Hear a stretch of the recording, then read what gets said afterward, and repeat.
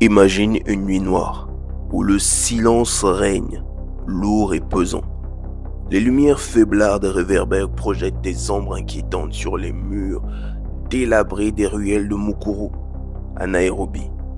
C'est ici que se déroule notre histoire, dans ces labyrinthes de béton et de terre. Une silhouette solitaire traverse la nuit. L'esprit en proie à des pensées sombres et dévorantes. Collins, Jumesi Kalusha. Mais ce n'est pas une histoire de simple errance.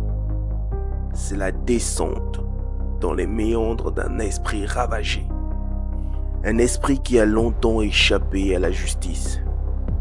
Tout a commencé avec un seul acte, un moment de rage incontrôlée.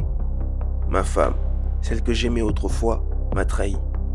Elle a ruiné mes affaires 2 fois. Elle devait payer.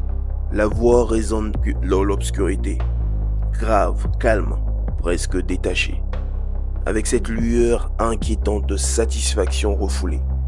Collins se souvient de ce premier moment. Le meurtre de sa femme n'était pas prémédité. Pas encore. C'était une explosion. Un cri silencieux dans la nuit étouffé par ses mains serrées autour de son cou. Elle n'était pas la première, mais elle n'a pas été la dernière. L'appel du pouvoir, la sensation de contrôle m'envahit, comme un poison sucré qui te consume de l'intérieur. C'est là que tout a basculé. À cet instant, il savait que son destin était scellé. Ce n'était plus une simple vengeance, c'était une quête, un jeu macabre où chaque victime était une étape de plus dans son ascension vers l'obscurité totale. Pendant 2 ans, Collins a perfectionné son art, l'attirance, la manipulation, la capture, puis l'inévitable finalité. Toujours le même schéma, toujours la même froideur clinique. Les corps, il ne les voyait plus comme des êtres humains. Juste des obstacles sur ma route, des âmes que je devais effacer. Chaque corps, chaque vie effacée avec la même méthode précise et déshumanisée. Les autorités ne voyaient que le résultat des corps dans des dépotoirs, un cimetière improvisé où la mort était ensevelie sous les déchets.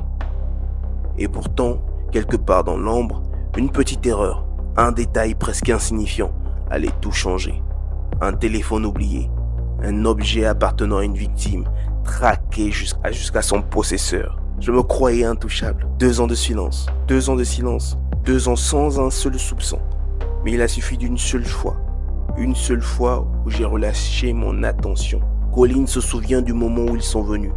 La police, leurs sirènes n'ont pas hurlé cette nuit-là. Ils sont venus comme des chasseurs silencieux, préparés.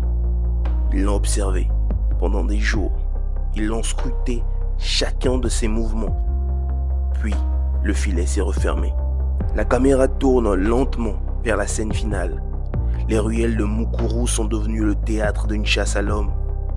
Les autorités avancent, pas à pas, silencieux, jusqu'au moment où la porte de son appartement s'ouvre avec fracas. Le silence de la nuit est déchiré par le bruit brutal des bottes et des menottes qui claquent. Ils m'ont pris. Enfin, peut-être que c'était inévitable. Mais ce qu'ils n'ont pas compris, c'est que tout ceci n'était qu'un jeu.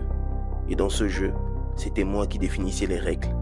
La caméra s'arrête sur un dernier plan de Collins, regard vide, un sourire fugace aux lèvres, tandis que les caméras s'éloignent, laissant le spectateur face à la froideur de tous ses crimes et à la réalité brutale de ce qu'il a fait.